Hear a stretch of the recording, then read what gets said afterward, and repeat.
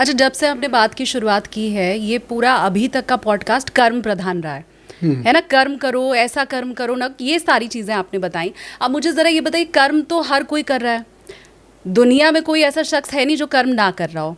क्या वॉचमैन, क्या रिक्शे वाला, क्या ठेले वाला, बल्कि मजदूर तो मुझे लगता है शारीरिक श्रम की अगर हम बात करें तो वो ज़्यादा ही करता है। वो एसी में भी नहीं है, सारे दिन बोझ उठा रहा है। तो कर्म तो इसका मतलब हर कोई कर रहा है, तो फिर उसका फल सबको क्यों नहीं मिल रहा, या एक हिसाब का क्यों नहीं मिल रहा? बहुत महत्वपूर्ण प्रश्न है। देखिए, श्री कृष्ण का मैंने उदाहरण अभी दिया था, योग कर्मसु कौशलम। कर्म ऐसा नहीं कि इधर से गड्ढा खोदा उधर का भर दिया। कुशलतापूर्वक किया गया कर्म ही व्यक्ति को राजयोग देता है या उसका जीवन बेहतर करता है। कुशलतापूर्वक किया गया कर्म। अब दिन भर किसी ने कर्म किया, शाम को उससे जो पैसे मिले उसकी शराब पी ली, तो वह कर्म कोई लाभप्रद नहीं रहा। किसी भी हालत में वो लाभप्रद नहीं रहा, क्योंकि उसके उस कर्म या उसके उस कर्म के परिणाम पर उसका परिवार निर्भर था और उनका वह हक था।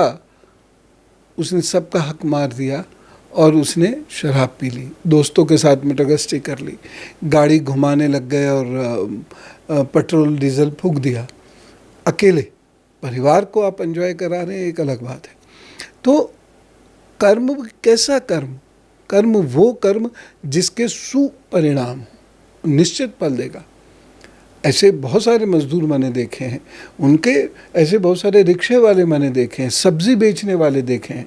क्योंकि आश्रम में गरीब बच्चों के लिए एक प्रोजेक्ट यूपीएससी चलता है कि अगर आप पे धन नहीं है तो हम लोग आपको यूपीएससी की निःशुल्क तैयारी करवाएंगे, 1 रुपया भी नहीं। तो वो प्रोजेक्ट चलता है। तो हमने देखा उसमें रिक्शे वाले का बच्चा आईएएस। सोचिए उसके कर्म का कहाँ परिणाम मिला। हाँ, मजदूर का बच्चा पीसीएस, कर्म का क्या परिणाम मिला। बहुत पुरानी बात मैं आपको बता रहा हूँ, ये शायद होगी 95-96 के आसपास, कि चने मुरमुरे होते ना, तो मेरा वो खाने का मन हुआ। तो मैंने कहा कि एक बना दीजिए। छोटे से ही बनते थे, बड़ा सब ऐसे करके रोल कर देते थे और उसमें वो नींबू मसाला से। तो उसने कहा कि मैं थोड़ा सा व्यस्त हूँ। उसने अपने बेटे को आवाज़ दी और उसे कहा बनाओ। तो बेटे ने बना के मुझे दिया। मैंने देखा सूर्य चंद्र रेखा और शुक्र पर्वत, ये बड़ा ऊंचा। मैंने कहा तुम तो अफसर बनोगे। अब आप समझिए, जो व्यक्ति चना बेच रहा हो उससे मैं ऐसी बात कहूँ तो वो क्या करेगा, मुझे दौड़ा लेगा। तो उन्होंने दौड़ाया नहीं, लेकिन मजाक मेरा भरपूर बनाया है। और मेरा मजाक नहीं बनाया, उन्होंने सिस्टम का मजाक बनाया। बात उनकी सही थी, नाम नहीं बताऊंगा, लेकिन वो बच्चा आज पीसीएस अधिकारी है। अब शायद प्रमोट होके आईएएस भी हो गया। अच्छा। तो ऐसा होता है। तो उसको उसके कर्म, मेहनत, सदाचार का परिणाम बच्चे में मिला। इसलिए मैं सारे माता पिता से ये निवेदन करता हूँ कि अपना सदाचार, अपना अनुशासन, अपना लक्ष्य, अपना ओज, अपनी ऊर्जा ये मत छोड़िए, क्योंकि इन्हीं से बच्चा सीखता है। बच्चा सिखाने से नहीं सीखता, उसमें कोई ऐसी ग्रंथि नहीं, डिमॉन्स्ट्रेशन से सीखता है। और आपकी ऊर्जा से ना जाने वो कहाँ से कहाँ पहुँचेगा, ये पहुँचेगा तय बात है। तो गरीब का बच्चा बड़ा ऑफिसर बन गया, पर ज़्यादातर लोग, कम से कम मेरे आसपास तो जितने लोग हैं, वो ये चाहते हैं कि वो सट्टे में जीत जाए पैसा। ड्रीम 11 में तो पूरा भारत लगा रहा है पैसा। मेरे आसपास ही मेरे दोस्त यार, वो हर रोज़ टीम बना रहे होते हैं, क्योंकि उनको उम्मीद है किसी दिन तो लॉटरी निकलेगी 1 करोड़ अपना बिना मेहनत के। तो ये क्या सट्टे से पैसा जीत जाने का भी कोई योग होता है? क्योंकि विरले ही होते हैं जिनकी लॉटरी लगती है, तो वो कौन सा योग होता है कुंडली का? देखिए, मैंने देखा है कि इसमें अष्टम नवम का कोई भी कॉम्बिनेशन होता है, तो ऐसा व्यक्ति सट्टे में या अचानक धन को जीत लेता है कभी भी। जैसे उसको खजाना मिल गया कहीं, जैसे उसको कोई उसके घर के लोग धन दे गए, कभी पता लगा कोई ऐसी मौसी जिनको कभी मिला भी नहीं, हाँ, उनके नाम विल कर गए। तो ये होता है। ये तो सब होता है इस प्रकार का। लेकिन हमारे यहाँ अकर्मण्य धन घातक कहा है, विष तुल्य कहा है, सर्प तुल्य कहा है।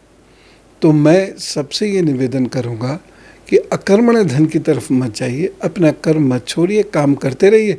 अब काम आपने 1 रुपये का किया, आगे 100 रुपये, तो इसे सिर माथे लगा के कुछ अपने पास रखिए, कुछ समाज को वापस कर दीजिए। इस तरीके सरकार तो पहले ही ले लेती है, 60% तो सरकार ले लेती है।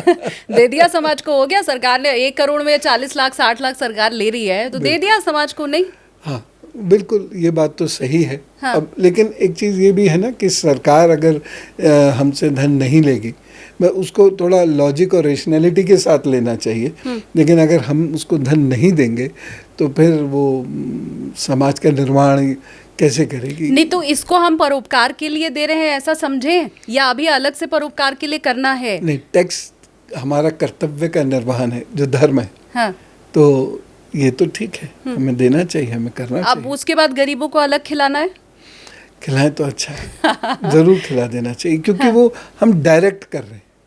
और वो जो हम कर रहे हैं वो एक मजबूरी के तहत, क्योंकि नहीं करेंगे तो पिनलाइज होंगे। तो वो मजबूरी वाला है। मजबूरी वाला दान दान नहीं माना जाता। अच्छा। अहंकार वाला दान दान की श्रेणी में नहीं आता। तो थोड़ा सा तो कर दीजिए, कम ज़्यादा हो सकता है आप 100 ना खिला सकें, 1 खिला लें, लेकिन ये एक नियम के अनुसार ये हो। गाय कुत्ते कौवे को भोजन नियम अनुसार हो, किसी दिव्यांग व्यक्ति की केयर नियम अनुसार हो नियम अनुसार। चाहे आप उसे दवाई दें सरकारी अस्पताल में जाके, जो डॉक्टर साहब कहें, लेकिन किसी भी रूप में ये करते रहें। अकर्मण्य धन की आपने अभी बात की, तो ये क्या जुआ या सट्टे से जीता हुआ ही होता है, ड्रीम 11 वाला ही होता है, या ये जो शेयर मार्केट में सट्टा होता है, इन्वेस्टमेंट होता है, ये भी उसी में आता है, शामिल है? देखिए, शेयर मार्केट थोड़ा सा अलग है। शेयर मार्केट में अध्ययन करते हैं लोग और बहुत बहुत पढ़ते हैं। हालांकि वहाँ ऐसे भी लोग होते हैं जो 50,000 लगा दो और जीत भी जाते हैं। जीत भी जाते हाँ। हैं। ये तो उनका 8वां और 9वां भाव अगर मजबूत है, हाँ। तो यही होगा। तो ये व्यूअर कैसे समझे कि 8वां 9वां भाव मजबूत है, या ये कोई ज्योतिषाचार्य ही बता पाएंगे? ये तो वही बता पाएंगे, खुद अपनी कुंडली नहीं पढ़ सकते? नहीं, और पढ़नी भी नहीं चाहिए, क्योंकि सारे अच्छे योग मिल जाएंगे उसको। ऐसा कैसे बुरा मिले, क्या पता। बहुत लोग वहमी होते हैं ना, वो तो जब देखेंगे तो बुरा ही देखेंगे। हाँ। मैंने बहुत से लोगों को गुरुजी देखा है, वो हस्तरेखा की किताब ले लेते हैं, फिर वो अध्ययन करते करते अपनी रेखाएं देखते हैं, अरे मेरी तो जीवन रेखा छोटी है, फिर कुछ पढ़ेंगे, फिर उसके बाद कहेंगे अरे मेरी तो सूर्य पर्वत कमजोर है। तो वो तो बुरा ही ढूंढते हैं। ये बात है। और ये ज्योतिष पढ़ने वालों के लिए ये वास्तव में एक सबक है कि जब तक किसी विषय का ज्ञान पूर्ण ना हो, ना अपने लिए उसका उपयोग करें, ना दूसरों पर उसका प्रयोग करें। अच्छा, राहु की अगर हम बात करें, क्योंकि राहु, मुझे ऐसा लगता है, जितना मैं समझ पाई हूँ, सुन पाई हूँ, कि राहु ग्रहों का फूफा जी है ना। वो हमेशा नाराज ही रहता है, वो हमेशा मुंह फुला के ही बैठा रहता है। तो केतु जी जाओगे। हो सकता है, संभव है। और आप जितने भी ज्योतिषियों से मिलिए ना, वो राहु की पूजा, राहु की शांति, राहु को खुश करना, काल सर्प योग, मतलब वो हमेशा कैसे नाराज फूफा को मनाया जाए, कैसे उनको थोड़ा मीठा चढ़ा दें, है ना, कुछ कर दें, दक्षिणा दे दें तो फूफा जी मान जाए। तो ऐसा वाला राहु का एक रूप बना करके रखा गया है। तो ये क्यों फूफा जी का रोल क्यों अदा कर रहे हैं राहु? दरअसल क्या है, राहु अंधेरा, ये नोड्स हैं चंद्रमा की। ये पिंड ग्रह नहीं है, ये सैटेलाइट भी नहीं है, ये शेड्स, ये शेडोज हैं चंद्रमा के। नॉर्थ और साउथ पोल जो चंद्रमा का है, उसके शेडोज हैं। तो वो क्या करेगा कि अंधेरा कर देगा, सोचने नहीं देगा, समझने नहीं देगा।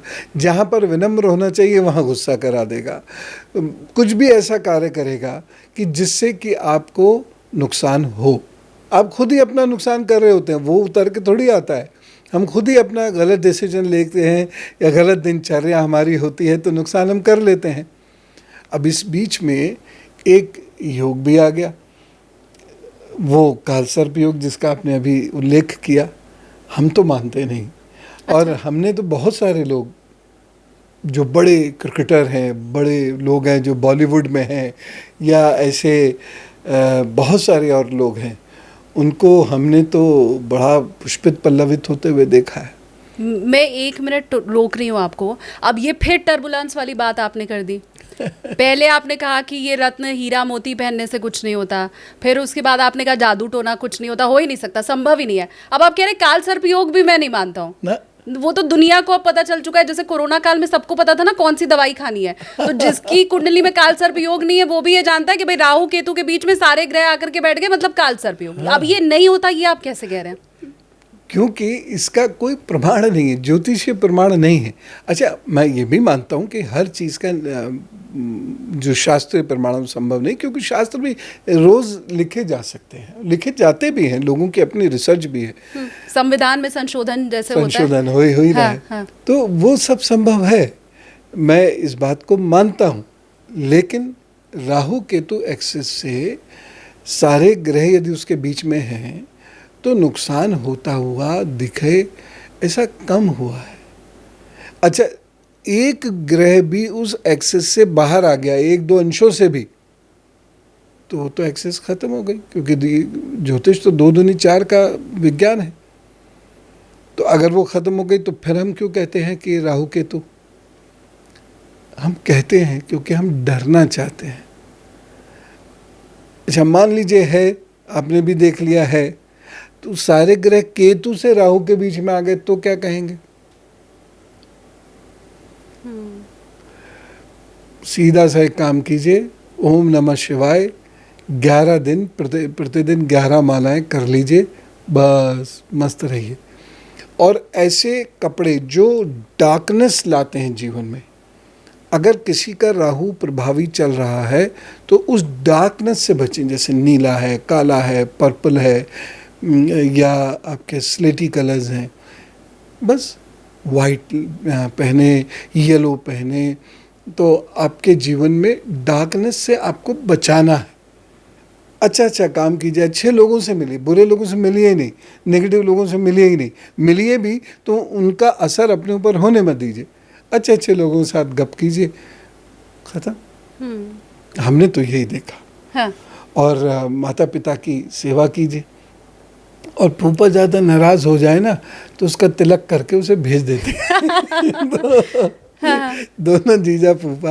हालांकि केतु तो बहुत अच्छे रिजल्ट देता है। अच्छा। और राहु पॉलिटिक्स में जाने के लिए बेहद आवश्यक है।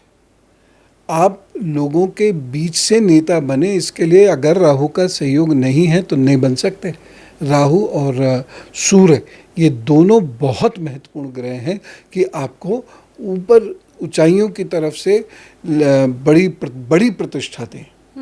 आप मान लीजिए बहुत कमज़ोर आर्थिक बैकग्राउंड से आते हैं और आईएएस बनते हैं, तो 8वां भाव राहु और सूर्य ये तीनों अच्छे हैं, तो आपको भगवान के अलावा और कोई नहीं रोक सकता।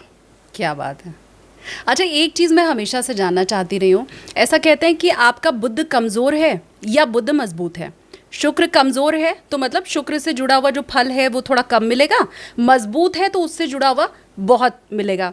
अब राहु को लेके तो हमेशा बुरा प्रभाव ही बताया गया है, तो क्या राहु कमज़ोर है तब भी बुरा फल देगा, राहु मजबूत है तब भी बुरा ही फल देगा? देखिए, मैं जहाँ तक समझता हूँ कि मजबूत और कमज़ोर की परिभाषा वो ये है कि कोई भी ग्रह, इसके फल पे नहीं जाते हम, कोई भी ग्रह यदि डिग्रीज में, भाव स्पष्ट में, नवमांश आदि षडवर्ग में मजबूत स्थिति में है तो वो मजबूत है। अब फल वो बुरे भी दे सकता है। अगर किसी गुंडे को मजबूती मिल जाए तो ये वो ज़्यादा बड़ी गुंडाई करेगा। एक तो फूफा जी उस पे से आपने ये भी उपमा दे दी। हाँ। तो वो, और वहीं अगर वो कमज़ोर हो जाए तो गुंडैया तो रहेगी, कम हो जाएगी, शरारत तो करेगा, खुड़पेची होगा, लेकिन कम होगा। तो ये जो मजबूत और कमज़ोर का जो सिस्टम है वो एक्चुअली ये सिस्टम है कि हम इसमें ये देखते हैं कि उस ग्रह पे पावर कितनी, फिर आती है पावर टू डू गुड और पावर टू डू बैड।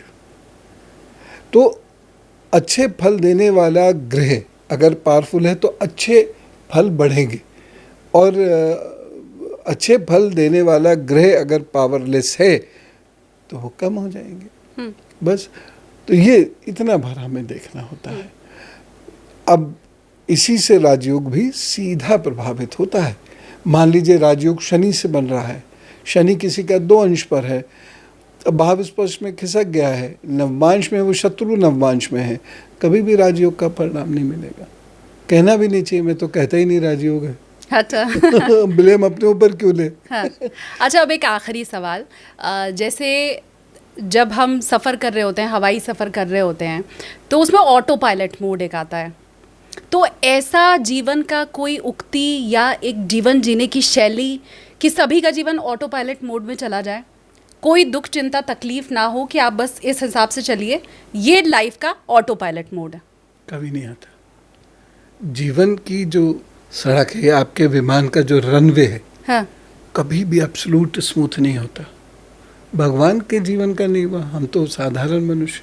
अब देखिए श्री राम जी का स्ट्रगल, श्री कृष्ण का स्ट्रगल, और उसके बाद हम बाकी लोगों की बात करते हैं तो चंद्रगुप्त मौर्य का स्ट्रगल, अशोक महान का स्ट्रगल, महाराणा प्रताप जी का स्ट्रगल, छत्रपति शिवाजी महाराज का स्ट्रगल, ये संभव ही नहीं है। स्वयं शिव जी का स्ट्रगल देखिए, गणेश जी का स्ट्रगल अपनी जगह है, कार्तिकेय भगवान का स्ट्रगल अपनी जगह है, तो ये तो हो ही नहीं सकता। अगर कोई मृत लोक में है तो मृत लोक की जो परेशानियां हैं कम अथवा ज़्यादा, उससे हर व्यक्ति जो भी कोई वहाँ आया है उससे वह परेशान होगा, उसी में सुख भी मिलेगा और उसी में कर्म करने की एक स्पेस मिलेगी कि आप बेहतर कर्म कर सकें। लेकिन कम से कम क्रैश लैंडिंग ना हो जाए, इसके लिए कोई उपाय? इष्ट गुरु माता पिता, हाँ, इनके लिए आप जो कर सकते हैं, और कोई एक मंत्र जिनको भी आप अपना इष्ट मानते हैं उनका नाम जप, या कोई उनका एक मंत्र कोई भी 108 बार जप, बस। अच्छा, और वो पूरी श्रद्धा भाव से, एक दीपक, एक सुगंध और सफाई सुथराई उनके स्थान की, बस। बहुत ज़्यादा प्रपंच में अगर फंसते हैं तो प्रपंच तो पूरे हो जाते हैं, रह जाती पूजा है। तो इसीलिए हमें प्रपंचों में नहीं फंसना है, बस ये जो नित्य कार्य हैं ये करके, और आप देखिए परिवर्तन जीवन में होगा।